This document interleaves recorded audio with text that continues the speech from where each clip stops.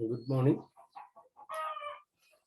Ammonia உற்பத்திக்கு தேவையான மூலப்பொருட்களை என்னென்ன பௌதிக ரசாயன தத்துவங்களை பயன்படுத்தி நாங்கள் உற்பத்தி செய்யலாம்னு சொல்லி பார்த்துருந்தாங்க.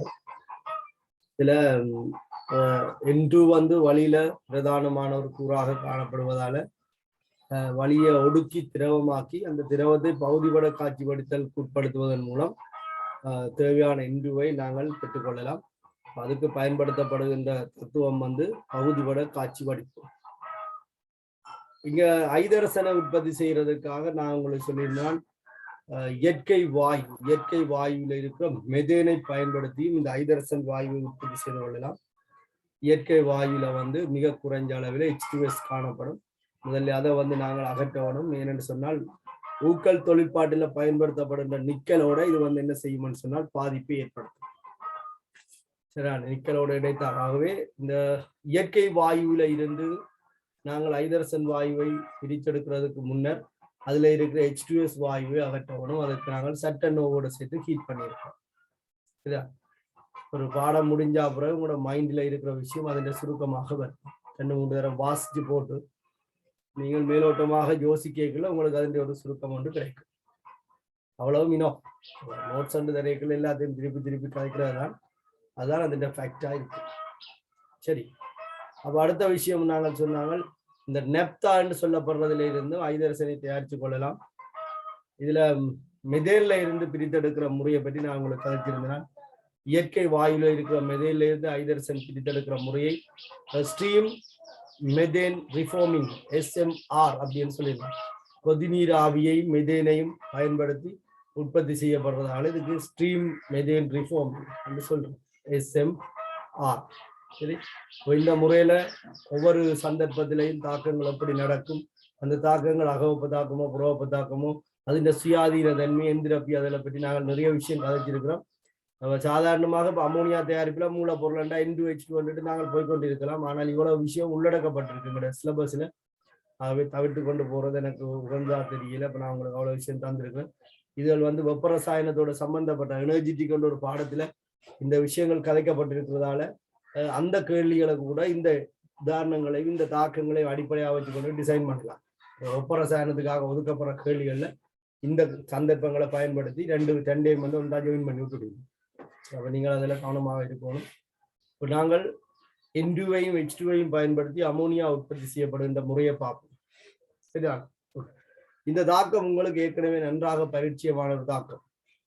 N2க்கும் H2க்குமான தாக்கத்துல அமோனியா உருவாகிறது உங்களுக்கு நிறைய தடவைகள் ரசாயன சமநிலை கேள்விகள் செய்தீங்கன்னு சொன்னால் நீங்கள் சந்திச்சிருப்பீங்க. இந்த தாக்கத்துல 1 மூல் N2வும் 3 மூல் H2 தாக்கி 2 மூல் NH3 உருவாகுது. அதாவது வாயு மூல் எண்ணிக்கை குறைகிற திசையில நடக்குது. இப்ப நான் 2-3 உற்பத்தியில பிரதானமாக கழிச்ச விஷயம் வாயு மூல் எண்ணிக்கை அதிகரிக்கிற திசையில நடக்கிற தாக்கங்கள் எந்திரப்பி அதிகரிப்புக்கு உட்படும் என்று சொல்லியிருக்கேன். வாயு மூல் எண்ணிக்கை அதிகரிக்கிற திசையில் நடக்கிற தாக்கங்கள் எந்திரப்பி அதிகரிப்போடு நடக்கும். இது வாயு மூல் எண்ணிக்கை குறைகிற திசையில நடக்குது. ஆகவே இந்த தாக்கத்தில் எந்திரப்பி குறையும். அடுத்தது வாயு மூல் எண்ணிக்கை குறைகிற தாக்கங்கள் பொதுவாக புறவெப்ப தாக்கங்களாக இருக்கும்னு சொல்லியிருக்கேன்.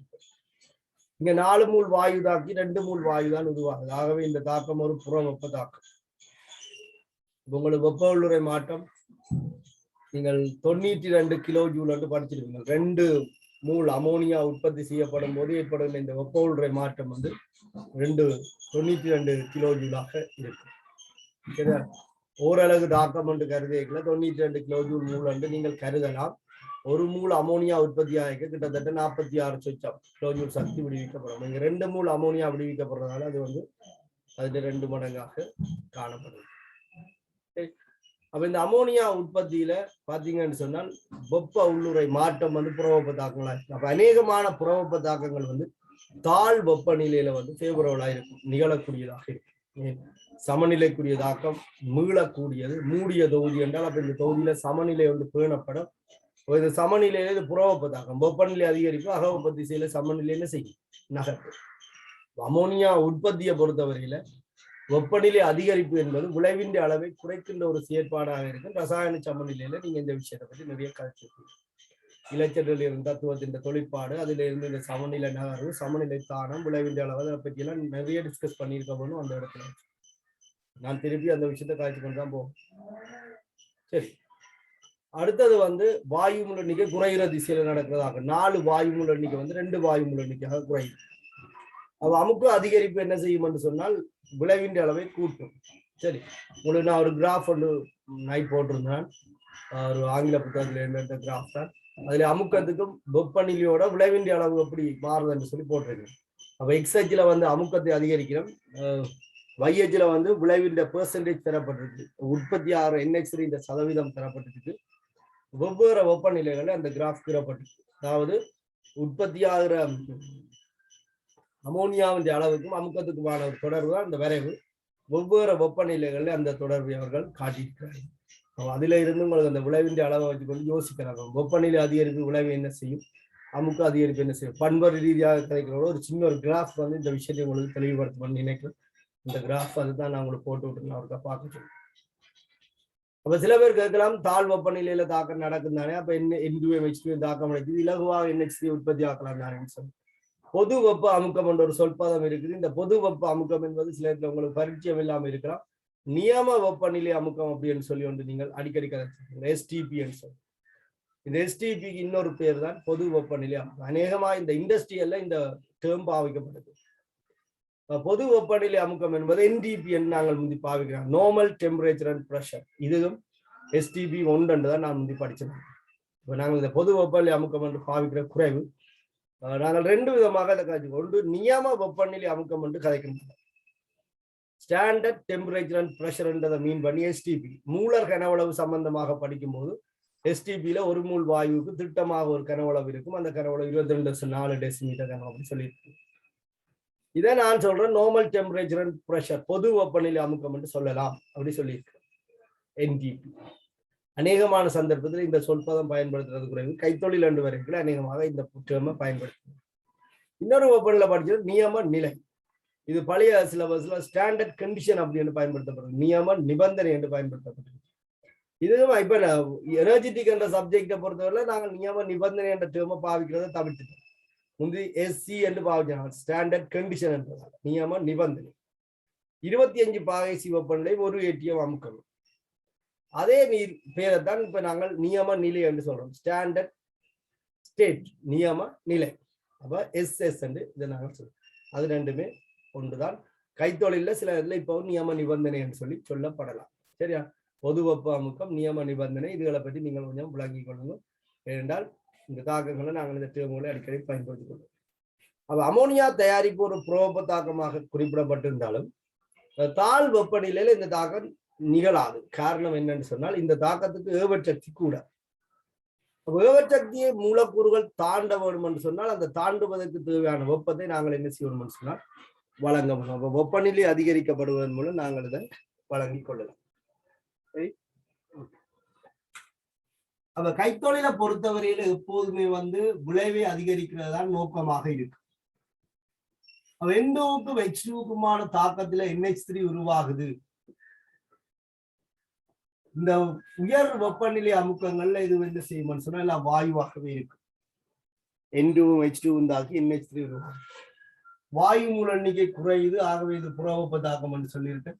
இது இந்த டெல்டா H வேல்யூ வந்து 92 கிலோஜூல் மூல் -1 கசத்துல சில இடத்துல ஒரு கொஞ்சம் இருக்கிறார். 92 கிலோஜூல். ஓரலகு தாக்கம் கருதப்பட்டால் மூல் போடலாம். ஒரு மூல் அமோனியா கருதப்பட்டால் 92 கிலோஜூல் என்று போடும். இப்ப 2 மூல் என்றதால 92. ஒரு மூல் அமோனியாவுக்கு 46 கிலோஜூல் மூல் -1. இந்த தாக்கம் ஒரு புறவெப்ப தாக்கம். 92 கிலோஜூல் மூல் -1. வாயு மூல எண்ணிக்கை குறைகிற திசையில நடக்கிற தாக்கங்கள் அநேகமாக புறவெப்ப தாக்கங்களாக இருக்கு. இது ஒரு உண்மையான தியரி அல்ல, அனுபவத்திலிருந்து எடுக்கப்பட்ட சில முடிவு. சரியா? அப்ப தாக்கத்தின் பீசமானத்தை வச்சு நீங்கள் இந்த பீசமான குறைவை வச்சு கொண்டு என்ன செய்யலாம், வாயு மூல எண்ணிக்கை குறைகிற திசையில நடக்குது. 4 வாயு மூல் வந்து 2ஆ குறையும். ஆகவே எந்திரபியும் வந்து குறையும். அப்ப டெல்டா எஸ்ஸும் வந்து என்னவா இருக்கும்னா மைனஸா தான் இருக்கு. தாக்கத்துல டெல்டா எஸ்ஸும் மைனஸாக தான் இருக்கு. இந்த தாக்கம் எந்திரபி குறைவோடையும் இப்ப போடுறேன் குறைவோடையும் நடைபெறும்.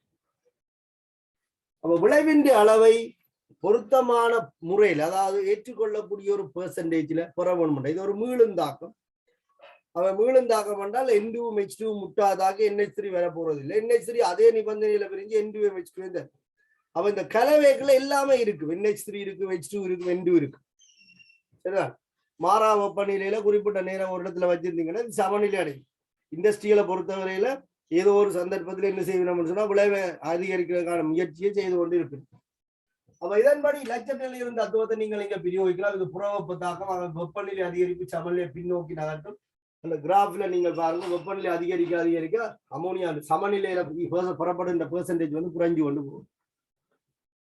அமுக்க அதிகரிப்பு வந்து உங்களோட கிராஃப்ல இது அமோனியாவின் சதவீதம், இது அமுக்கம். அப்ப கிராஃப் வந்து இப்படி இருக்கு. அமுக்கத்தை அதிகரிக்க அமோனியா பெர்சன்டேஜ் வந்து கூடும். இது ஒரு வெப்பநிலையில கீறப்பட்டிருந்தால் 600 விட கூடுதலான வெப்பநிலையில கீறினால் உங்களுக்கு இது வந்து என்ன செய்யும், அமோனியா பெர்சன்டேஜ் குறையும். சரி, அமுக்கத்தை அதிகரிக்கல அமோனியா பெர்சன்டேஜ் கூடும். அது ஒரு வரைவு காட்டுது. இந்த ரெண்டு வரைவை ஒப்படைக்க வெப்பநிலை அதிகரிக்கப்படைக்க அமோனியா பெர்சன்டேஜ் வந்து குறையுது. அது நீங்க உங்களோட கிராஃப்ல நான் உங்களுக்கு 200 பாகை சீல இருந்து 600 பாகை சி வரைக்கும் அந்த கிராஃப் தந்திருக்கிறது. 200, 300, 400, 500, 600 வெவ்வேறு வெப்பநிலைகள்ல தந்திருக்கேன். அப்ப ஆகலும் குறைஞ்ச வெப்பநிலை 200 பாகை சீல இருந்தால் அமோனியா கூடுதலான பெர்சன்டேஜ்ல வரும். சரியா, கூடுதலான பெர்சன்டேஜ்ல வரும். ஆனாலும் இந்த தாக்கத்துக்கான நேரங்கள் அதுகள் எல்லாம் பிரச்சனையாக இருக்கு.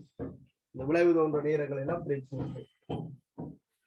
இந்த அமோனியா உற்பத்தியில அதிகளவான அமோனியாவை பெற வேண்டும் என்று சொன்னால் நாங்கள் இந்த விளைவின் அளவை பாதிக்கின்ற காரணிகள் அதுகள், அதாவது அமுக்கம், வெப்பநிலை, சில நேரத்துல ஊக்கி, இதெல்லாம் விளைவின் அளவை என்ன செய்யும் என்றால் அழகு நேரத்துல தோன்ற விளைவை கூட்டும். எங்களுக்கு எது லாபம்? ஒரு நாள் ஃபுல்லா உற்பத்தி செய்து 1 டன் இது அமோனியா உற்பத்தி செய்யறோட அரை நாள்ல அந்த 1 டன் வந்தால் என்ன செய்யும்? எங்களுக்கு லாபம். வேலையாட்கள்கிட்ட எல்லாம் மிச்சம் தானே. சம்பளம் குறைவில்லை, கூலி குறைவா கொடுக்கலாம், தொழிற்பட நேரம் குறையும். அதே ஒரு நாள்ல 2 டன் உற்பத்தி செய்யக்கூடிய மாதிரி இருக்கு. அப்ப எப்போதுமே கைத்தொழில் வந்து விளைவின் அளவை கூட்டுவதற்கு முயற்சி செய்யும். அதுக்காக சிறப்பாக இந்த வெப்பநிலை அமுக்கங்கள், ஊக்கிகள், இந்த ஊக்கியை ஆக்டிவேட் பண்றதுக்கான தூண்டிகள் என்று சொல்லி எல்லாமே பொருத்தமான முறையில வந்து பேணப்பட வேண்டும். சரி, உயர்வான அளவில் அமோனியாவை உற்பத்தி செய்வதற்காக நாங்கள் இங்க வெப்பநிலையை பொருத்தமான விகிதத்துல பேணப்படும். அப்ப ஆகலும் தாழ் வெப்பநிலையில தாக்கி மூலக்கூறு ஏவச்சக்தியை தாண்டாது என்பதால ஆகலும் குறைஞ்ச வெப்பநிலையை நாங்கள் இந்த தாக்கத்துக்கு பயன்படுத்த முடியாது.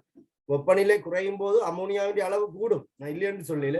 ஆனா நல்லா வெப்பநிலையை குறைச்சால் ஏவச்சக்தியை தாண்டுகிற மூலக்கூறுகளுக்கு எண்ணிக்கை குறைகிறதால தாக்கம் வந்து நிகழாது. இது T2, இது T1 சொன்னால் மேக்ஸ்வெல் போல்ட்ஸ்மேன் வளையில வெப்பநிலை குறையும் போது ஏவச்சக்தியை தாண்ட மூலக்கூறுகள் எண்ணிக்கை வந்து குறையும். அப்ப மோதுவை கொள்கையில படிச்சிருக்கிறீங்க. ஏவச்சக்தியை தாண்டிய இந்த மூலக்கூறுகள்லாம் என்ன செய்யும்? பொருத்தமான திசைமுகத்தோட மோதும் போது விளைவை தோற்றி. ஆகவே ஏவச்சக்தி குறைஞ்சிருந்தால் விளைவு வார அளவு தாழ் வெப்பநிலை இந்த ஈக்குவேஷன் படி முத்தாக்க விதத்தை அதிகரிக்கும் என்று கருதினாலும் ஆகலும் குறைஞ்ச வெப்பநிலை வந்து ஏவச்சக்தியை தாண்ட மூலக்கூறு எண்ணிக்கையை குறைக்கிறதால விளைவுகளுக்கு கிடைக்காது. ஆகவே ஆகலும் குறைவான ஒரு வெப்பநிலையை பயன்படுத்த முடியாது. அமுக்க அதிகரிப்பு விளைவின் அளவை கூட்டும். அமுக்கம் அதிகரித்து கொண்டு போது அமுக்க அதிகரிப்பு விளைவின் அளவை கூட்டுது. இந்த திசையில அமுக்கம் அதிகரிக்கும், விளைவின் அளவை கூட்டுது. யோசிச்சு பாருங்க, சாதாரணமாக ஒரு பலூனுக்குள்ள காத்தி அடைச்சு வச்சாலும் ஒரு குறிப்பிட்ட அளவுக்கு மேல பலூனுக்குள்ள காத்தி அடைக்கா பலூன் படிச்சிடும். சைக்கிள் டியூப்புக்குள்ள நாங்கள் ஒரு கொஞ்சம் காத்த கூடுதல் அடிச்சு விட்டோம்னு சொன்னா சைக்கிள் டியூப் அடிச்சிடும். அப்ப அமுக்கத்தை தாங்குவது என்பது ஒரு மிகப்பெரிய சவால். உயர் அமுக்கத்தை தாங்குவது ஒரு மிகப்பெரிய சவால். சரிதானே? உயர் அமுக்கத்தை தாங்குவது என்பது ஒரு மிகப்பெரிய சவால். இந்த சவாலை நாங்கள் என்ன செய்யணும்? பொருத்தமான முறையில மேற்கொள்ள வேண்டும். அமுக்கம் அதிகரிக்கப்படவும் வேணும். அமுக்கத்தை அதிகரிக்கிறோம் என்ற பேரில் அமுக்கத்தை அதிகரித்தால் அந்த பயன்படுத்தப்படுகின்ற உபகரண தொகுதியை அந்த அமுக்கத்தை தாங்கக்கூடிய கெப்பாசிட்டியில வடிவமைக்கும். இது பராமரிப்பு செலவை கூட்டும். பராமரிப்பு செலவு உற்பத்தி செலவோட கூடிய. ஆகவே ஓரளவுக்கு எங்களுக்கு ஏற்றுக்கொள்ளக்கூடிய விளைவும் பெறணும், பராமரிப்பு செலவை குறைக்கக்கூடிய அளவு கெப்பாசிட்டியில இந்த அமுக்கத்தை தாங்கக்கூடிய அளவு உபகரணங்களும் இருக்க வேணும்னு சொன்னால் நாங்கள் சிறப்பான ஒரு வெப்பநிலையும் அமுக்கத்தையும் பேணணும். ஆகவே இது கைத்தொழில பேணப்படுகின்ற ரேஞ்ச். இப்போ இந்த ரேஞ்சை நீங்கள் ஞாபகத்துல தான் வச்சிருக்க வேணும். எங்களுக்கு தரப்பட்ட ரேஞ்ச் வந்து என்னன்னு சொன்னால் வெப்பநிலை வந்து 450 பாகை சி தொடக்கம் 500 பாகை சி ரேஞ்சில் பேணப்படுவதாக சொல்லப்பட்டது. ஆகலும் வெப்பநிலை அதிகரித்தால் புற வெப்ப தாக்கம் சமநிலை பின்னோக்கி நகர ஆரம்பிக்கும். ஆகவே NH3% குறையும். இதைத்தான் இந்த வரைவு சொல்லுது. ஆகலும் அமுக்கத்தை அதிகரித்து இது குறைச்சு வெப்பநிலையை குறைச்சு விட்டால் ஏவச்சக்தியை தாண்ட மூலக்கூறுகள்கிட்ட பின்னம் குறையும். ஆகவே விளைவை தோற்றுவிக்கிற எண்ணிக்கை குறையும். அப்ப ரெண்டுமே பிரச்சனைக்குரியது. அதனால ஏற்றுக்கொள்ளக்கூடிய பெர்சன்டேஜில் அமோனியாவை உற்பத்தி செய்யக்கூடிய வெப்பநிலையாக 450 பாகை சி தொடக்கம் 500 பாகை சி வெப்பநிலை சஜஸ்ட் பண்ணப்பட்டிருக்கு. அப்ப அமோனியா உற்பத்தியில வெப்பநிலை இந்த அளவு வீச்சு 450 பாகை சி தொடக்கம் 500 பாகை சி வரை. அமுக்கம்னு நான் சொன்ன மாதிரி கால் அமுக்கத்துல சமநிலை பின்னோக்கி நகர், உயர் அமுக்கத்துல சமநிலை முன்னோக்கி நகர். ஆகலும் உயர்வான அமுக்கத்தை தொகுதிக்குள் ஏற்படுத்துவது என்பது இந்த பாத்திரத்தின் கெப்பாசிட்டிக்கு பிரச்சனையானது. நம்ம மெயின்டெனன்ஸ் செலவு அதிகரிக்கும். ஆகவே சிறப்பு அமுக்கம் பேணப்பட வேணும். அந்த அமுக்கம் வந்து 250 ATM தொடக்கம் 300 ATM ஆக குறிப்பிடப்பட்டிருக்கு. இந்த நிபந்தனைகளை நீங்கள் கவனமா பார்க்கணும். உங்களுக்கு தெரியும், சமநிலை தாக்கத்தில ஊக்கி ஒன்று பயன்படுத்தப்படும் போது ஊக்கி வந்து பொறிமுறையை மாற்றி ஏவச்சக்தி குறைந்த பாதை கூடாக தாக்கத்தை நிகழ்த்தும் என்று சொல்லியிருக்கு. இதுல பழைய சிலபஸ் பழைய புத்தகங்கள்ல இருக்கிற முரண்பாடு ஊக்கி தாக்கத்தின் ஏவச்சக்தியை குறைக்கும் அப்படி சொல்லியிருக்கு. இப்ப சொல்லி இருக்கிற விஷயம் ஊக்கி இருக்கேக்க அந்த கன்செப்ட் ஓகே. ஊக்கி இல்லாத நேரம் இருக்கிற ஏவச்சக்திக்கும் ஊக்கி இருக்கேக்க இருக்கிற ஏவச்சக்திக்கும் இடையிலான அந்த வித்தியாசம் ஓகே. ஒரு தாக்கம் ஊக்கி இல்லாமல் நிகழும் போது அதற்கு இருக்கிற ஏவச்சக்தி அந்த தாக்கிகளை ஊக்கி முன்னிலையில நாங்கள் நிகழ்த்தும் போது இருக்கிற ஏவச்சக்தியை விட பெரிதாக இருக்கும். அவ வெளியில இருந்து பார்க்கிற ஒருவருக்கு ஊக்கி வந்து என்ன செய்யுது, ஒரு குறைந்த ஏவச்சக்தியோட தாக்கத்தை நிகழ்த்துது. அப்ப நாங்கள் முந்தி பழைய சிலபத்தில் எல்லாரும் என்ன கதைச்சினோம்னு சொன்னால் ஊக்கி ஏவச்சக்தியை குறைக்குதுன்னு கதைச்சோம். இது ஊக்கி இல்லாத நிலை, இது ஊக்கி உள்ள நிலை. அப்ப இவ்வளவு கேப்பும் ஊக்கியால குறைக்கப்பட்டதாக கருதிச்சு. இப்ப அந்த கன்செப்ட் முட்டு முழுதாக பிள்ளை. இந்த இடத்துல நீங்கள் பிசைனீங்கன்னா ரசாயன சாமான்ல உங்களுக்கு புள்ளி கிடைக்காது. ஊக்கி குறித்த தாக்கத்தின் ஏவச்சக்தியை குறைக்காது.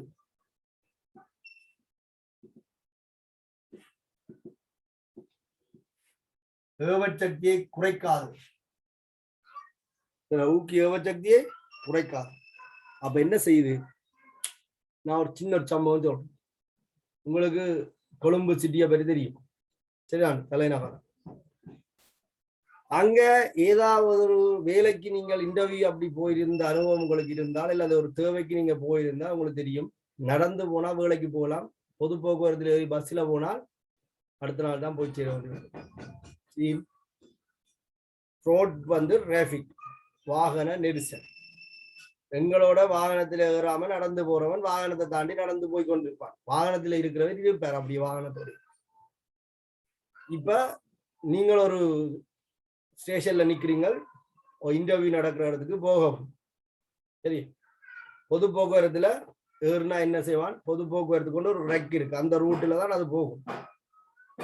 சரி, அந்த ரூட் எப்படி இருக்கு, நெரிசல் கூடினதாக இருக்கு. அதாவது சக்தி கூட, ஏவச்சக்தி மாதிரி நெரிசல் கூடவாக இருக்கு. இப்ப நீங்க விரைவாக போக வேணும் என்று தீர்மானிக்கிறீங்க, என்ன செய்யலாம்? தங்கி நடந்து போகும். சரி, கொழும்பு போன்ற இடங்கள், நெரிசல் கூடின இடங்கள் நீங்க வேலைக்கு போகணும் அப்படின்னு தீர்மானிச்சீங்கன்னா ஒரு ஓட்டோக்காரனை சந்திக்கலாம். சரி, ஓட்டோக்காரன் என்ன செய்வார்? ரோட்டுக்கு வந்து வாகனங்கள் எல்லாத்தையும் தூக்கி அங்கால தள்ளி விட்டுட்டு தான் அந்த ரோட்டில் ஓடையிலும்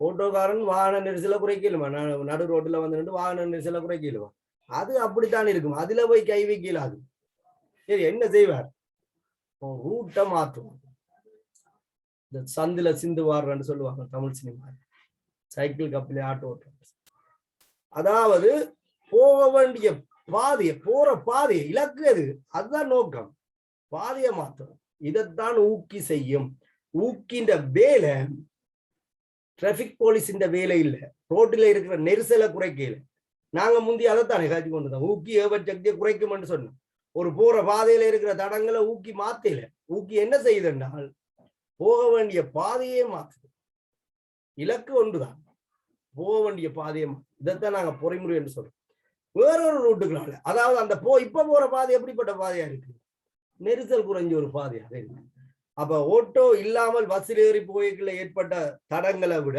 ஓட்டோவில போகும்போது தடங்கள் குறைஞ்ச மாதிரி தான் வெளியில இருந்து பார்க்க தெரியுது அதுக்கான காரணம் ஆட்டோக்காரன் டிராபிக்கை குறைக்கல டிராபிக் குறைஞ்ச வேறொரு பாதையை செலக்ட் பண்ணிருக்காங்க அப்ப ஊக்கின்ற ஃபங்க்ஷன் இதுதான் இப்ப நீங்க சரியா விளங்க வேணும் என்றால் ஊக்கி குறித்த தாக்கத்தின் ஏவச்சக்தியை குறைக்க போகல அது ஏவச்சக்தி குறைஞ்ச வேற ஒரு மாற்றுப்பாதை கூடாக தாக்கத்தை என்ன செய்யுதுன்னு சொன்னால் நிகழ்த்துது அப்ப இலக்கும் மாற போறதில்லை ஏறினடமும் மாற போறதில்லை போன வழி மட்டும் மாறுது நீங்கள் பொது போக்குவரத்தில் ஏறினால் அந்த வழி நெருக்கமாக இருக்கும் ஒரு ஓட்டோவை பிடித்தால் நெருக்கம் குறைஞ்ச வேறொரு வழி கூடாக நீங்கள் விரைவாக போகலாம் அப்ப ஊக்கி பயன்படுத்தப்படும் போது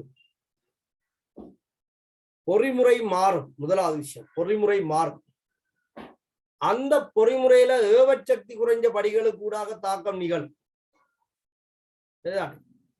ஏவச்சக்தி குறைஞ்ச படி என்று சொன்னால் அந்த சக்தியை தாழ்ற மூலக்கூறுகளுக்கு எண்ணிக்கை கூடவாக இருக்கு அப்ப சாதாரணமாக ஊக்கி இல்லாத போது ஏவச்சக்தி பாதையின் ஏவச்சக்தி இப்படி இருக்கும் என்றால் ஊக்கி இருக்கே பாதையின் ஏவச்சக்தி என்ன செய்யுது ஓட்டோக்காரன் ரூட்டை மாத்தின மாதிரி குறையுது அப்ப முதல் இவ்வளவு மூலக்கூறு தான் அனித மோதல்கள் பொருத்தமான திசை முகத்தோட மோதி விளைவை தோற்றுவிக்கும் என்றால் இப்ப இவ்வளவு மூலக்கூறுகளும் என்ன செய்யும் விளைவை தோற்றுவிக்கும் ஆகவே முத்தாக்க வீதம் பித்தாக்க வீதத்தை ஊக்கி அதிகரிக்கும் அப்ப சமநிலை நேரம் வந்து குறையும் இப்ப நாங்கள் தாக்கத்தை பற்றி கதைக்கிறதாக இருந்தால் ஒரு விளக்கத்துக்காக சொல்றோம் ஊக்கி இல்லாமல் ஒரு தாக்கம் நடைபெறும் போது அந்த தாக்கம் சமநிலை அடைவதற்கு எடுக்கிற நேரம் சரி ஊக்கி இல்லாத போது தாக்கம் சமநிலை அடைவதற்கு எடுக்கிற நேரம் இதண்டா இதே தாக்கத்துல நீங்கள் ஊக்கி உள்ள போது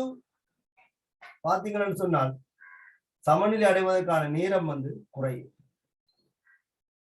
இது ஊக்கி இல்லாத போது இது ஊக்கி உள்ள போது சமநிலை நேரம் குறைவேன் விரைவாக போய் வந்து கொண்டிருக்கும் முத்தாக்க விதம் பித்தாக்க விதம் விரைவாக நடக்க என்ன செய்யும் சமநிலை நேரம் குறைஞ்சது என்றால் விரைவாக சமநிலை அப்ப தாக்கம் விரைவாக நடக்கும் ஆனா பெர்சன்டேஜ்ல ஒன்றிலே மாற்றத்தை செய்யாது வேலைக்கு என்ன செய்யும்னு சொன்னால் அதாவது ஊக்கி விளைவின்ற அளவை மாத்தாது அழகு நேரத்துல விளைவு தோன்று அளவை அதிகரிக்கும் தெளிவா தமிழ விளங்கி கொள்ளுங்க விளைவின்ற அளவை மாற்றும் என்று சொன்னால் ஊக்கின்ற தொழிற்பாடு புல ஊக்கி அங்க விளைவின்ற அளவை ஒரு நாள் மாத்தாது ஆனால் அந்த விளைவு தோன்றதுக்கான நேரத்தை என்ன செய்யும் என்று சொன்னால் குறைச்சி தரும் பஸ்ல போய் உங்களுக்கு 2 மணி நேரம் எடுக்க மாட்டா ஓட்டோல போனா 1 மணி நேரத்துக்கு நீங்க அந்த இடத்துக்கு போயிட்டு அது விஷயம் சொல்றது ஆகவே இந்த தாக்கத்தின் விளைவை நீங்கள் அதிகரிக்க வேண்டும் என்று சொன்னால் இந்த வெப்பநிலையும் அமுக்கத்தையும் பொருத்தமான முறையில பேணுவதோட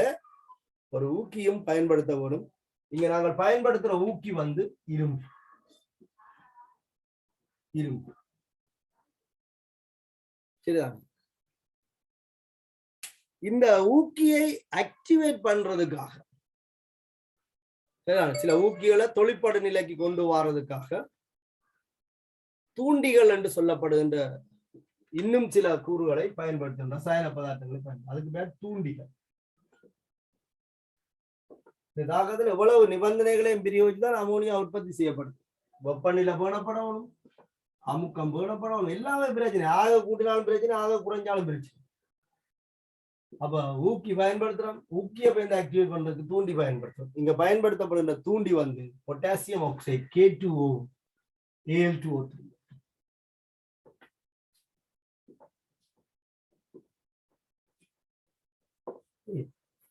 தொடர்ந்து அமோனியா தயாரிப்பு. இந்த அமோனியா தயாரிப்பில் இனி விளைவின் அளவை கூட்டுறதுக்கு பௌதிக ரசாயன தத்துவங்கள் நான் சொன்னதை பொருத்தமான முறையில விளக்கி விட்டோம்னு சொன்னால் அமோனியா உற்பத்தி முடிஞ்சு. அமோனியாவை உற்பத்தி செய்யறதுக்கு ஐதரசன் உற்பத்தியை பற்றி 2-3 கிளாஸ்ல வச்சாங்க. இது இவ்வளவுதான். நாங்கள் இதுக்குள்ள இருக்கிற அந்த முக்கியமான விஷயங்களை டிஸ்கஸ் பண்ணணும். இதுல ஏன் அதை நாங்கள் அப்படி பயன்படுத்தல, இதை அப்படி பயன்படுத்தல, அதுல உள்ள சிக்கல் என்ன, இதுல உள்ள சிக்கல் என்ன, அதெல்லாம் பார்க்கணும். சரிதான். இனி சூழல் பாதிப்புகள் உங்களுக்கு ஓரளவுக்கு நீ விளங்கும். இதை வச்சுக்கொண்டு நீங்கள் அதுகள் எல்லாம் எழுதக்கூடியதாக இருக்கும். சரிதானே? ஓகே. அப்ப இனி நாங்கள் இதை வந்து ஒரு மெஷினரியில வச்சு விளங்கப்படுத்துவோம். அமோனியா உற்பத்தி செய்யப்படுகின்ற மெஷினரியில என்னென்று இந்த N2 H2 தாக்கி NH3 அளவை அதிகரிக்கணும் அப்படின்னு பார்க்க. இப்ப கவனிங்க. இப்ப நான் இந்த தாக்கத்துல வெப்பநிலை என்ற விளைவை பற்றி காய்ச்சிருந்தேன், அமுக்கத்தின் தாக்கத்தை பற்றி காய்ச்சிருக்கு. ஊக்கி என்ன செய்யும் எல்லாம் சொல்லியிருக்கு. இலச்சட்டலியலின் தத்துவம் என்ன சொல்லுது? மூடிய மீளுந்தாக்க ரசாயன சமநில தொகுதிக்கு யாதாயினும் ஒரு நெருக்கத்தை பிரயோகிக்கும் போது, யாதாயினும் ஒரு நெருக்கத்தை பிரயோகிக்கும் போது அத்தொகுதி அந்நெருக்கத்திலிருந்து தன்னை விடுவித்துக் கொள்ள முயலும். அடிச்சால் திருப்பி அடிக்காட்டாலும் அந்த அடி வேண்டாமல் தன்னை நிலைநிறுத்திக் கொள்ற அளவுக்கு நிமிர்ந்து நிற்க பார்க்கும். நீங்கள் குனிய வைத்தால் அது எப்படியோ நிமிர இருக்கும். 100% நிமிர இயலாம இருக்கும். ஆனால் அது நீங்கள் அமர்த்தினதை விட கொஞ்சம் ஒன்றாலும் என்ன செய்யணும்னா நிமிர்ந்து நிற்கும். அப்ப அந்த நெருக்கம் என்ன? 3 விதமான நெருக்கத்தை காய்க்கும். ஒன்று அமுக்கம், செறிவு, வெப்பநிலை. இதுல நாங்க இந்த 2ஐயும் பற்றி காய்ச்சிட்டோம். வெப்பநிலையம் பற்றி காய்ச்சிட்டோம், செறிவையும் பற்றி காய்ச்சிட்டோம். சரி, அமுக்கத்தையும் பற்றி காய்ச்சிட்டோம். 3வது விஷயம் செறிவு. தத்துவத்தின்படி என்று சொல்றத விட தாக்க விதத்தை காய்க்கலாம் பொருத்தமான. இந்த விளைவின் செறிவை குறைக்கும் போது விளைவின் செறிவை கூட்டு முகமாக சமநிலை என்ன செய்யும் சொன்னால் வலதுபுறம் நகரும். அதாவது சமநிலை தானம் நகரும். சரியா? சமநிலை தானம் நகரும். இந்த 3 வாயுக்கள்லையும் மிகவும் கொதிநிலை கூடியது, 3க்குள்ளையும் ஒப்பீட்டு ரீதியில மிகவும் கொதிநிலை கூடியது உங்களுக்கு தெரியும் அமோனியா. அமோனியாவில வந்து மூலக்கூற்றுடைய ஐதரசன் பிணைப்பு உருவாக கூடியது. ஆகவே அமோனியாவுக்கு கொதிநிலை கூட. எல்லாத்துக்கும் குறைவுதான். இந்த 3ஓட ஒப்படைக்கு அமோனியாவுக்கு கொதிநிலை குறைவு. அப்ப கொதிநிலை அமோனியாவுக்கு குறைவு.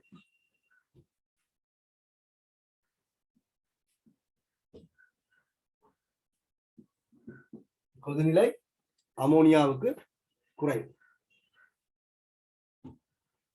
உயர்வு.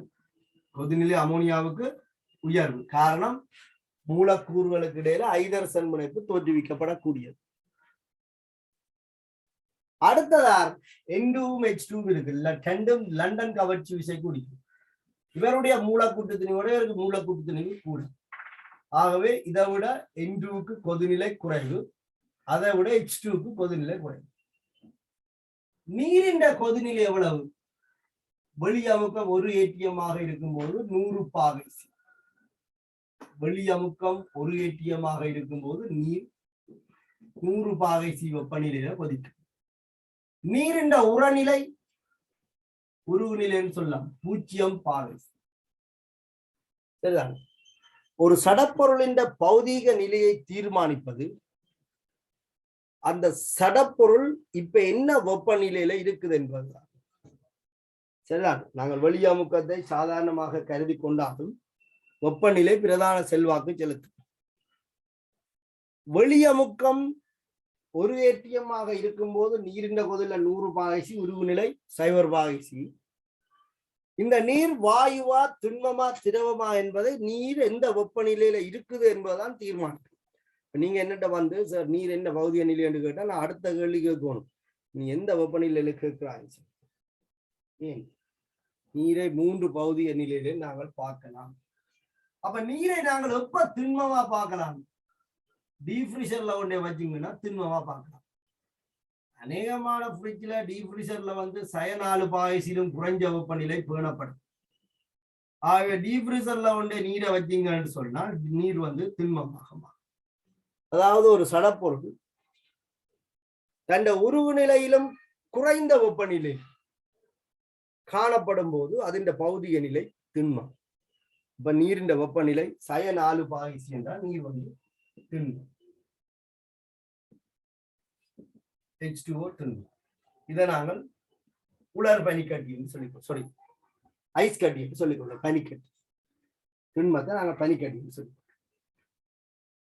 அப்ப அடுப்புல வச்சு ஹீட் பண்ணினோம்னு சொன்னால் 100 பாய்சியை தாண்டி போக 110 பாய்சிக்கு வெப்பப்படுத்தால் நீர் வந்து என்ன செய்யும்? வாயு நீரின் பகுதியில் வாயு நாங்கள் ஆவி என்று சொல்லுவோம், நீராவி என்று சொல்லுவோம். நீரின் பகுதிய நிலை நீர் ஆவி என்று சொல்லுவோம். H2O கேஸ் நீராவி. நாங்கள் என்னத்தை குடிக்கிறோம்? ஆவியா ஐஸ் கட்டியா? நாங்கள் நீரை திரவ நிலையில குடிக்கிறோம். அப்ப எப்படி திரவ நிலையில நீர் இருக்கு? நாங்கள் இருக்கிற வெப்பநிலை கிட்டத்தட்ட 25, 26, 30 பாய்சிக்கும். ஒரு சடப்பொருள் தண்ட கொதிநிலையிலும் உயர்வான வெப்பநிலையில இருக்க அது ஆவியாக இருக்கும். உரநிலையிலும் குறைஞ்ச வெப்பநிலையில இருக்க அது திண்மமாக இருக்கும். இந்த ரெண்டுக்கும் விடப்பட்ட வெப்பநிலையில அது இந்த நிலை திரவம். இந்த ரெண்டுக்கும் விடப்பட்ட வெப்பநிலை, உரநிலைக்கும் கொதிநிலைக்கும் விடப்பட்ட வெப்பநிலையில ஒரு சடப்பொருளை நீங்க பேணினால் அதை நீங்கள் திரவமாக பார்க்கலாம். அதாவது கொதிநிலையிலும் குறைஞ்ச வெப்பநிலையில அதின் பௌதிக நிலை திரவம். சரிதானே? அப்ப இந்த தாக்க கலவையில N2H2 சேர்ந்து NH3 உருவாக்குதுன்னு சொல்றேன். அதே நிபந்தனையில NH3 பிரிஞ்சு N2MH2 உருவாக்கும். அப்ப இந்த 3 வாயுக்களும் கொண்ட ஒரு கலவை தான் உங்களுக்கு கடைசியில மிஞ்ச போகுது. இங்க யாருமே முற்றாக முடியாது. அப்படின்னா அது எடுகோலாக இருக்கும். முற்றாக முடியுது, எடுகோல் எடுத்தாதான் முடியும். அப்படி ஒரு நாள் நடக்காது. எனது முகிலும் தான். அப்ப இந்த நிபந்தனையில கொஞ்சம் N2 கொஞ்சம் H2 தாக்கி NH3 தான் இருக்கும். மிச்ச N2 இருக்கும், மிச்ச H2 இருக்கும், உருவான NH3 இருக்கும். அப்ப ஒரு கலவை தான் உங்களுக்கு இருக்கு. அப்ப பிரதானமாக நீங்கள் எதிர்பார்த்தது NH3, ஆனா NH3 மட்டும் உங்கள்கிட்ட இல்லை, N2H2 அதுக்கு இருக்கு. இதுல நாங்கள் இந்த கொதிநிலையை பார்த்தோம்னு சொன்னால் அமோனியாவின் கொதிநிலை பாகை சீல ஞாபகப்படுத்த கஷ்டமாக இருக்கிறாலும் நான் அதை கெல்வினுக்கு மாற்றிட்டேன். அன்னளவாக 240 கெல்வின், N2க்கு 77 கெல்வின், H2க்கு 20 கெல்வின். 0 கெல்வின் என்பது மிக குறைஞ்ச வெப்பநிலை. ஆகவே கொதிநிலை அதிகரிக்குது. கெல்வின்ல பார்க்கலாம். நீங்க பாகைசில கன்வெர்ட் பண்றேன்னா 273 கழிக்கலாம். ஆனா எங்கட இண்டஸ்ட்ரியல்ல பாகைசில தான் தந்து இருக்கணும். நான் என்னன்னா அந்த பாகைசி வெப்பநிலை எனக்கு ஞாபகப்படுத்த மிகவும் கஷ்டமாக இருந்தாலும் நான் பார்த்தேன் கெல்வினுக்கு மாத்தினா இலகுவாக ஞாபகத்துல நிற்கும் போல இருந்துச்சு. 240 கெல்வின், 77 கெல்வின், 20 கெல்வின். அப்ப கெல்வின்ல வெப்பநிலை குறையுது, அப்ப கொதிநிலை குறையுது. சரியா? அப்ப இந்த பாகைசி வெப்பநிலை எப்படி தரப்பட்டிருக்குன்னு சொன்னால் அமோனியாவின் வெப்பநிலை 33.34 பாகைசி. இதோட 273 கூட இது வேணும். இதை ஞாபகப்படுத்திடுவோம். எனக்கு கஷ்டமா இருக்கு, உங்களுக்கு கெப்பாசிட்டி கூட நீங்க ஞாபகத்துல வச்சுக்கணும். இது 195.4 பாகைசி. இது 252.9 பாகைசி. கன்வெர்ட் பண்ண தெரியும் தானே. கெல்வின்ல இருந்தா சந்தர்ப்பத்துல தேவைப்பட்டதுண்டா இல்ல அமோனியாவின் வெப்பன்ல பாகைசியில தான் வேணுமெண்டா 273 கழிக்கிறான். இது கன்வர்ஷன் தெரியும் தான். பாகைசி வெப்பநிலையோட 273 கூட்டினா கெல்வின் வெப்பநிலை வரும். கெல்வின் வெப்பநிலை தெரியும், பாகைசி வெப்பநிலை கழிக்கிறான். அப்ப இது எங்களுக்கு ஓகே தான். 240 கெல்வின், 77 கெல்வின், 20 கெல்வின். அவங்க பார்ப்போம். இந்த வாயு கலவையை 239 வச்சுக்கொள்வோமே.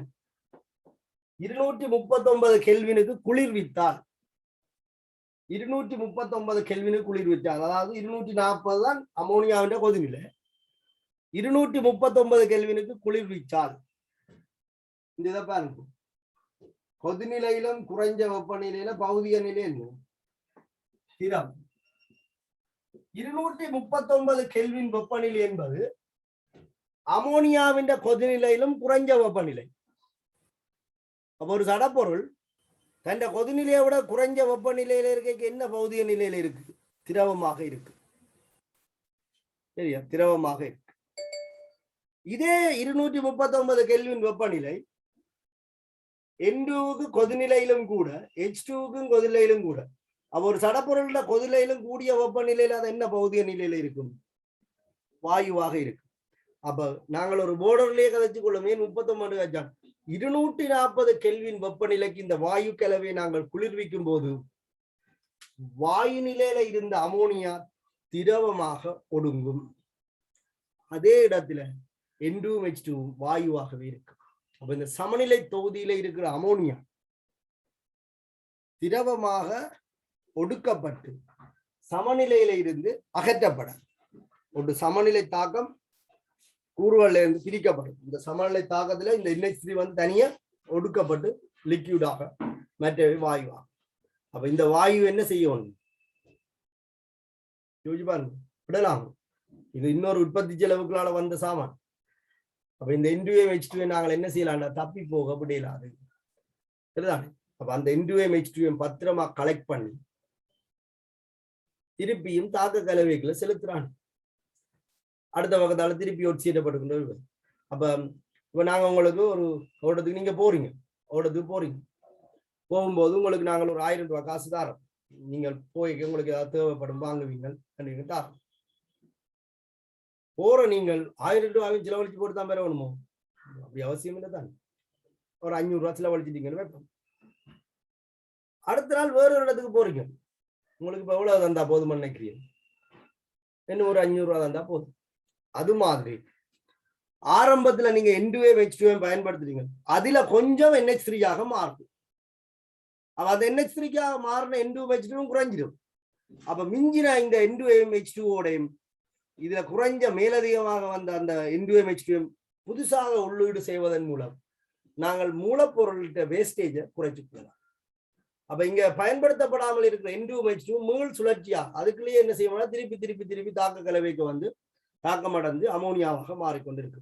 அப்ப எவ்வளவு நைதரசனும் ஐதரசனும் குறையுதோ அவ்வளவத்தை மாற்றீடு செய்து கொண்டுதான் சரி. அப்ப நீங்க 2 நாள் வீட்டை விட்டு வெளியில போறீங்க, உங்களுக்கு வீட்டுக்காரர் 2000 ரூபாய் காசு தரணும்னு அவசியம் இல்லை.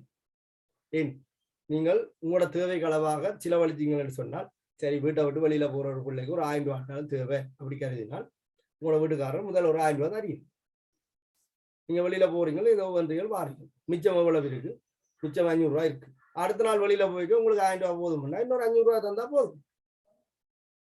அடுத்த நாள் போறீங்க, திருப்பி என்ன செய்றீங்க? ஏதோ சம்திங் செலவழிக்கிறீங்க, 400 ரூபாய் தான் செலவானது, 600 ரூபாய் மிச்சம். அடுத்த நாள் போய்க்க 400 ரூபாய் தந்தா போதும்.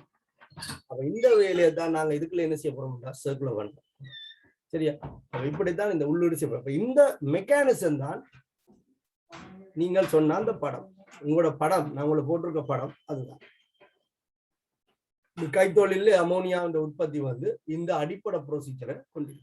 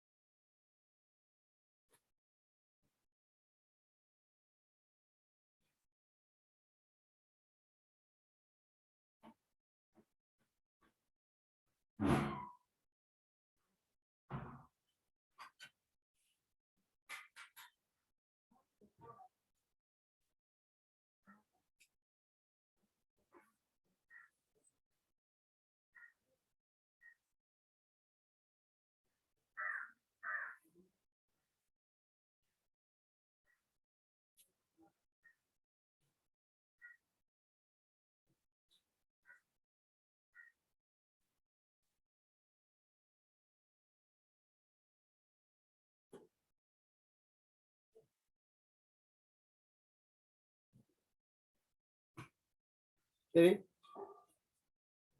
அப்ப உங்களோட அமோனியா உற்பத்திக்கான அந்த ப்ரோசஸ் சரியா, ஏபர் ப்ரோசஸ் வந்து ஒரு இடத்துல ஊக்கல் தொழிற்பாட்டின் மூலம் N2H2 தாக்கம் அடைஞ்சி அந்த தாக்கம் அடைஞ்ச விளைவு கலவையில 3 கூறுகளுமே இருக்கு. அதை அப்ப வேறொரு இடத்துக்கு எடுத்து வேறொரு இடத்துல இந்த வாயு கலவை குளிர்விக்கப்பட்டு அமோனியாவை மட்டுமே ஒடுக்கி அங்க மிஞ்சிற அந்த N2MH2 மீண்டும் தாக்க கலவைக்கு கொண்டு வரைக்கல வார வழியில எவ்வளவு மேலதிகமாக போச்சுதோ அதை ஈடு செய்து மீண்டும் தாக்க கலவைக்கு உட்படுத்துவதன் மூலம் இந்த N2வினதும் H2வினதும் வேஸ்டேஜை நாங்கள் குறைச்சு கொள்ளலாம்.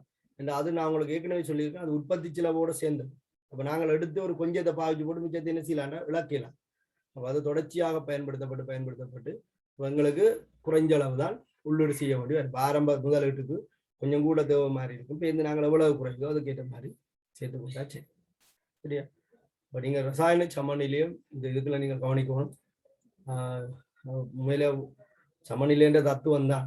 இந்த சமநிலையில அந்த லட்சட்டலியரின் தத்துவம் என்று நீங்க சொல்றீங்களா, செறிவை குறைச்சால் சமநிலை முன்னோக்கி நகரம், கூட்டினா பின்னோக்கி நகரம் என்று சொல்றீங்களா, விளைவின்ற செறிவை குறைச்சா முன்னோக்கி நகரம். இது எல்லாமே உண்மையில அடிப்படையில் எதோட தொடர்பட போகுதுன்னு சொன்னால் தாக்க வீதத்தோட தொடர்பட போகுது. இங்க பாருங்க, பண்பறு ரீதியாக கேட்கிறாங்க N2 செறிவை கூட்டினா சமநிலை முன்னோக்கி நகரம் லட்சட்டலியரின் தத்துவம் என்று சொல்றீங்க. என்ன இந்த சமநிலை தாக்கத்துல சமநிலை தாக்கங்கள் பல படிகள்லையும் நடக்கலாம். நான் சொல்றது ஒரு கவனிச்சுக்கணும். சில பேர்கிட்ட இப்படி ஒரு கன்செப்ட் இருக்கு, இந்த தாக்கத்துக்கு வீத விதி எழுத சொல்லி கேட்டால், முத்தாக்கத்துக்கு வீத விதி எழுத சொல்லி கேட்டால் RF சமன் சரி, முத்தாக்கத்துக்கு வீத விதி எழுத சொல்லி கேட்டால் RF சமன் N2 செறிவின் வரிசை H2 செறிவின் வரிசை. இப்படிதான் RF முத்தாக்கத்தின் வீத விதிகளை சொன்னால் KF N2 செறிவின் M-ஆம் அடுக்கு H2 செறிவின் N-ஆம் அடுக்குன்னு எழுதுவீங்க. ஆனால் பேருந்து என்ன சொல்லுவீங்கன்னு சொன்னால் N என்றது 1, H என்றது 3 என்று சொல்லுவீங்க. RF சமன் KF N2 செறிவின் 1-ஆம் அடுக்கு H2 செறிவின்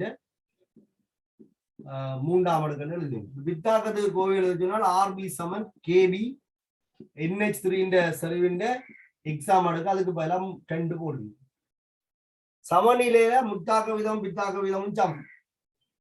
RF சமன் RB சமநிலை சமநிலை அப்படிதான் அந்த சமநிலை விதி வர போகுது. அப்ப RF சமன் RB சமநிலைண்டா தான் முத்தாக்க விதம் பித்தாக்கம் சமனா வரைக்கும் சமநிலை அடை. அப்ப இந்த செறிவுகள் எல்லாம் மாறிலியா இருக்கு. RF-க்கு பதிலாக KF N2 செறிவின் 1-ஆம் அடுக்கு H2 செறிவின் 3-ஆம் அடுக்கு, RB-க்கு பதிலாக KB NH3 செறிவின் 2-ஆம் அடுக்கு எழுதுகிறது. இந்த KB-யை இங்க கொண்டு வருவீங்க. அப்ப KF இங்கு KB சமன் NH3 செறிவு N2 செறிவு H2 செறிவின் 3-ஆம் அடுக்கு எழுதுங்க. ஒரு சமநிலை தாக்கத்துக்கு சமநிலை கோவை எழுத நீங்க இதை சொல்ல போறீங்க KC என்று சொல்லி. ஏன் KC என்று சொல்றீங்கன்னா KF ஒரு மாறிலி, மாறா வெப்பநிலையில தாக்க வீத மாறிலி தானே KF. முத்தாக்க வீதத்துக்கான தாக்க வீத மாறிலி, KB பித்தாக்க வீதத்துக்கான தாக்க வீத மாறிலி. 2ஐயும் 1 பிரித்தால் வாரது இன்னொரு மாறிலி. நாங்கள் இந்த மாறிலியை KC என்று பேர் வச்சிருக்கோம், சமநிலை மாறிலி என்று சொல்லி. இது வெப்பநிலையில தங்கி இருக்குமென்னு தான் சொல்லியிருக்கோம். ஏன்னா வெப்பநிலையில KF KB தங்கி இருக்கு. இதை நீங்க படிக்க ரசாயன சமநிலையில சமநிலை விதி என்று படிச்சிருக்கு. விளைவுகளின் செறிவுகளின் பீசமானத்தில் வலுவேற்றப்பட்ட பெருக்கத்துக்கும் தாக்குகின்ற செறிவுகளின் பீசமானத்தில் வலுவேற்றப்பட்ட பெருக்கத்துக்கும் இடையிலான விகிதம் என்று படிக்கிறேன். ரசாயன சமநிலை என்பது தாக்க வீதத்தில விதியில இருந்து வந்த ஒன்று. தாக்க வீதத்துக்கான கோவை எடுத்துதான் இந்த சமநிலை விதியை எடுக்கப்படும். சரியா? சொல்றது. அப்ப நீங்க N2 செறிவை கூட்டினால் முத்தாக்க வீதம் கூடும். முத்தாக்க வீதம் கூடினா என்ன நடக்கும்? சமநிலை முன்னோக்கி தான் என்ன நடக்கும்? இதுக்கு இந்த லட்சட்டலியரின் தத்துவத்தை தாக்க வீதம் தான் அடிப்படையாகும். N2 செறிவை குறைத்தால் முத்தாக்க வீதம் குறையும். அப்ப இது மெதுவா நடக்க, இது பழமையான வேகத்துல நடக்க என்ன செய்யும்? ஒரு திசையில சமநிலை நடக்கும், இடது புறம் சமநிலை நடக்கும். இதுதான் உண்மையில நடக்கிற விஷயம். சரி, அப்ப நீங்கள் அதை கவனிச்சு கொள்ளுங்க.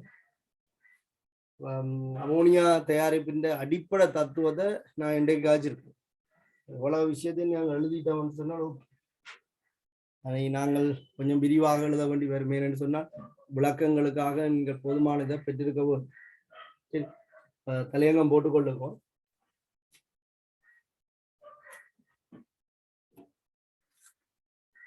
N2, H2 என்பவற்றில் இருந்து NH3 உற்பத்தி செய்த N2, H2 என்பவற்றில் இருந்து N2, H2 என்பவற்றில் இருந்து NH3 உற்பத்தி செய்த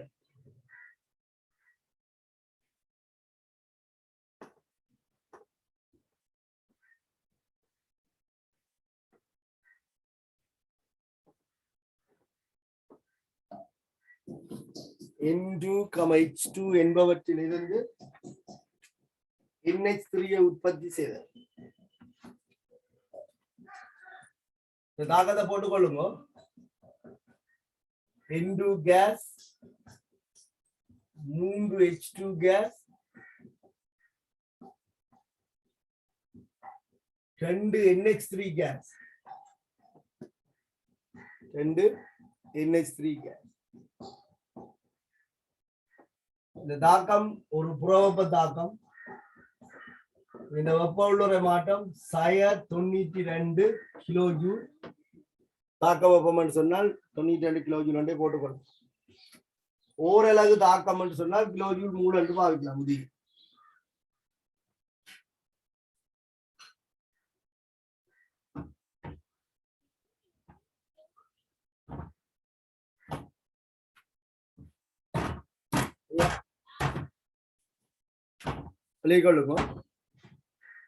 மேற்படி தாக்கம் ஒரு புறவெப்ப தாக்கமாக இருந்த போதிலும்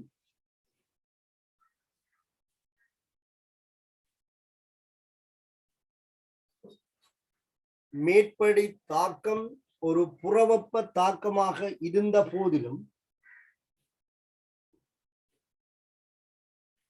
மேற்படி தாக்கம் ஒரு புறவெப்ப தாக்கமாக இருந்த போதிலும்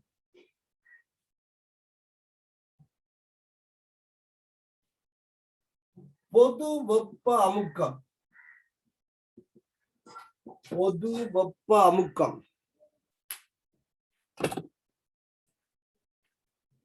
பொது வெப்ப அமுக்கம் NDP என்று சொல்றது. NDP normal temperature and pressure. பொது வெப்ப அமுக்கம் நிபந்தனைகளின் கீழ்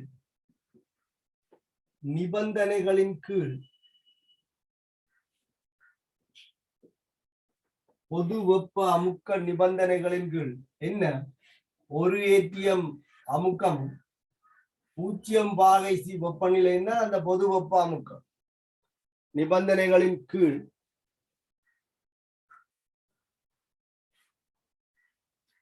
நிகழ்வதில்லை. பொது வெப்ப அமுக்க நிபந்தனைகளின் கீழ் நிகழ்வதில்லை.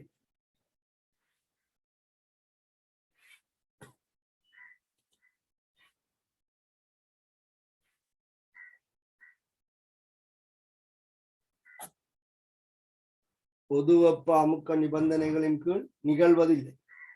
காரணம்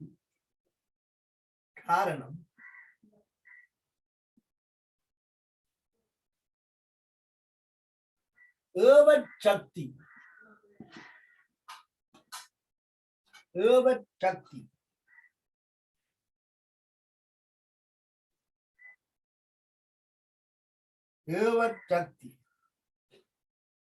சார்பளவில்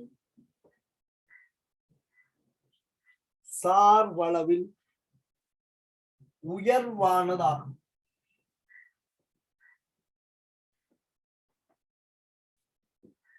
ஏவச்சக்தி சார்பளவில் உயர்வானதாகும்.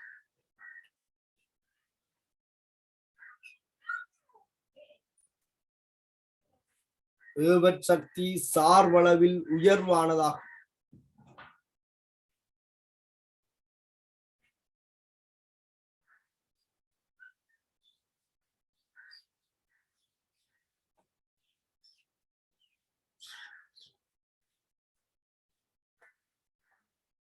அடுத்த பந்தியாளி கொள்வோம். கைத்தொழில் ரீதியில்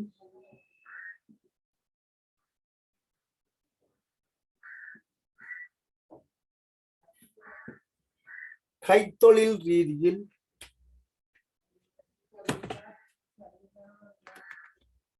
கைத்தொழில் ரீதியில்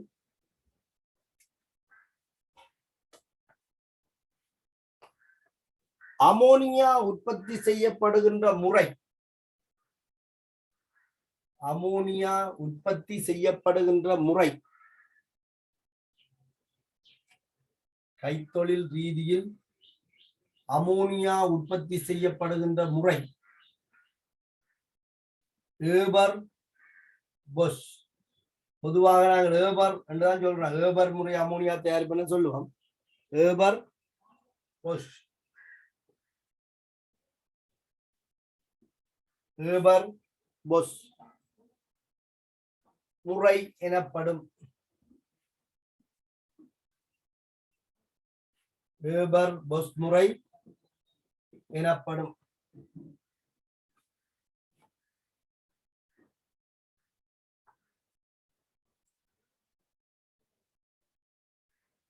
ஏபர் பொஷ் முறை எனப்படும்.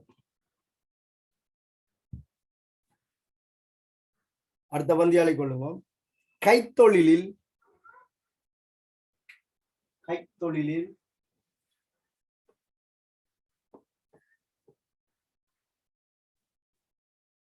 கைத்தொழிலில் அமோனியாவை சிறப்பான மட்டத்தில் பெறுவதற்காக கைத்தொழிலில் அமோனியாவை சிறப்பான மட்டத்தில் பெறுவதற்காக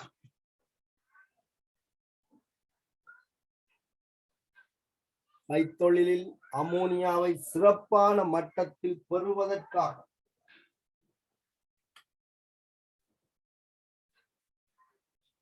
சிறப்பான மட்டத்தில் பெறுவதற்காக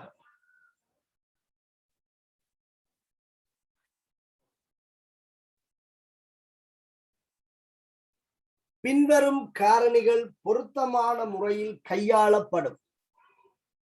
பின்வரும் காரணிகள் பொருத்தமான முறையில் கையாளப்படும்.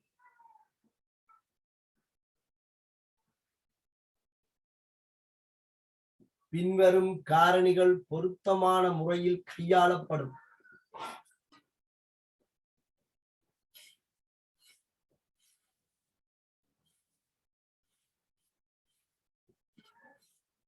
பின்வரும் காரணிகள் பொருத்தமான முறையில் கையாளப்படும். ஒன்று அமுக்கம். அமுக்கம்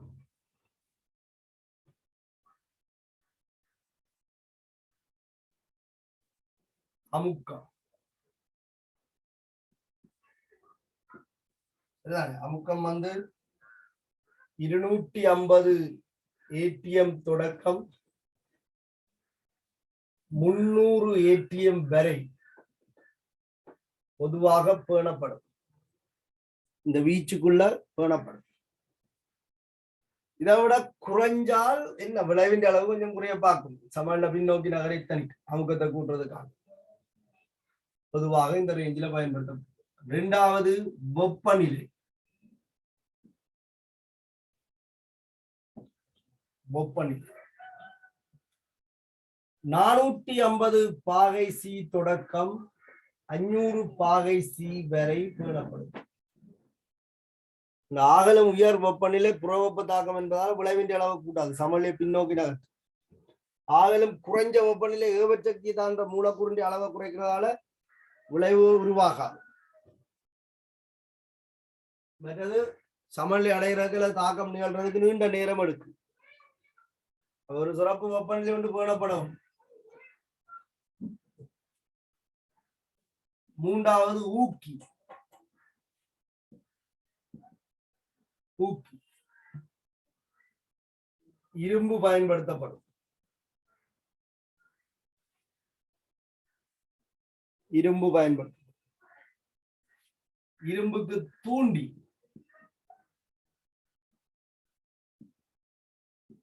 K2O Al2O3 இதே ஒரு செட்டா ஞாபகத்துல வச்சு என்ன வெப்பநிலை பேணப்படணும், என்ன அமுக்கம் பேணப்படணும், இங்க என்ன ஊக்கி பயன்படுத்துறீங்க, தூண்டியாக என்ன பயன்படுத்துறீங்க தந்திருக்கு. ஆகவே ஞாபகத்துல வச்சு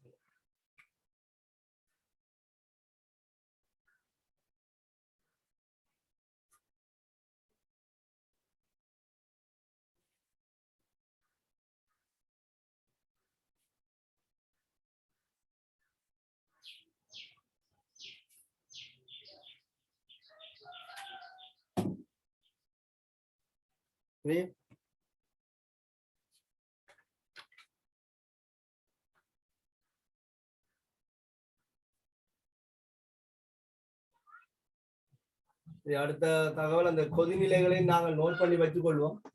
அப்பதான் உங்களுக்கு தெரியும் என்ன வெப்பநிலையில இது குளிக்கப்படுதுன்னு சொல்லி. இங்க 3 விதமான வாயுக்கள் இப்ப இருக்க போதுங்க.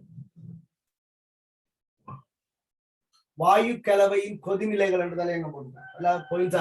வாயு கலவையின் கொதிநிலை, வாயு கலவையில் உள்ள வாயுக்களின் கொதிநிலைகள் என்று போடுறோம். வாயு கலவையில் உள்ள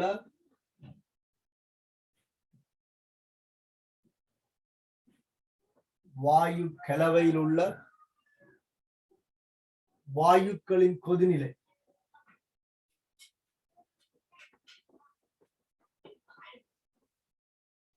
இந்த சமநிலையில இருக்கிற அமோனியாவை எப்படி நாங்கள் தனியா பிரிக்கிறோம் என்பதற்காக உங்களுக்கு தெரியும். மூலக்கூட்டு திணிவு, ஐதரசன் கவர்ச்சி விசை, NH3 இது உருவாகும். ஆகவே கொதிநிலை வந்து இது கூட லண்டன் போஸ்ட் வேற கூட இவருக்கு இன்னும் குறை. அப்ப அமோனியாவின் கொதிநிலை 240 கெல்வின், இது 77 கெல்வின், 20 கெல்வின். ஆகைசீல தந்திருக்கிறோம். ஆகவே அதை நோட் பண்ணி வச்சுக்கொள்ளும். கன்வெர்ட் பண்ண தெரியும் தானே உங்களுக்கு. 33.34 பாகை சி, 195.8 பாகை சி, 252.9 பாகை சி.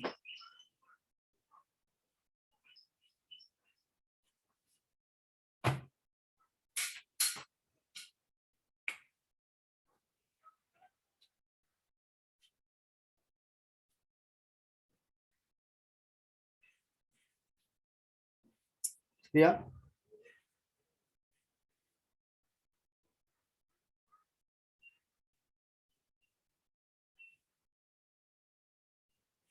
இந்த 2 தகவலையும் நீங்கள் தெளிவா ஞாபகத்துல வச்சிருங்க. அமோனியா தயாரிப்பு இவ்வளவுதான். அடுத்த வகுப்புல திருப்பி இருக்கும் அந்த படத்தோட எந்தெந்த இடத்துல என்னென்ன நடக்குதுன்னு சொல்லி இன்னொரு சாதாரணமா டிஸ்கஸ் பண்ணிக்கொண்டு வார வகுப்பு நாங்கள் அமோனியா உற்பத்தியை முடிச்சு கொள்ளலாம். அதோட சோடியம் கார்பனேட் பிரித்தெடுப்பு பார்க்கணும், HNO3 தயாரிப்பு பார்க்கணும், HNO3 தயாரிப்போட H2SO தயாரிப்பையும் பார்ப்போம். சரிதான்? காலம் வந்து நெருங்கி கொண்டு வந்துட்டு நான் உங்களுக்கு சொன்ன மாதிரி நான் டேக் ஓவர் பண்ண காலப்பகுதியில் என்னால் மேக்சிமம் எவ்வளோ செய்யணும்னு அவ்வளோ உங்களுக்கு செய்திருக்கேன்னு நான் நினைக்கிறேன்.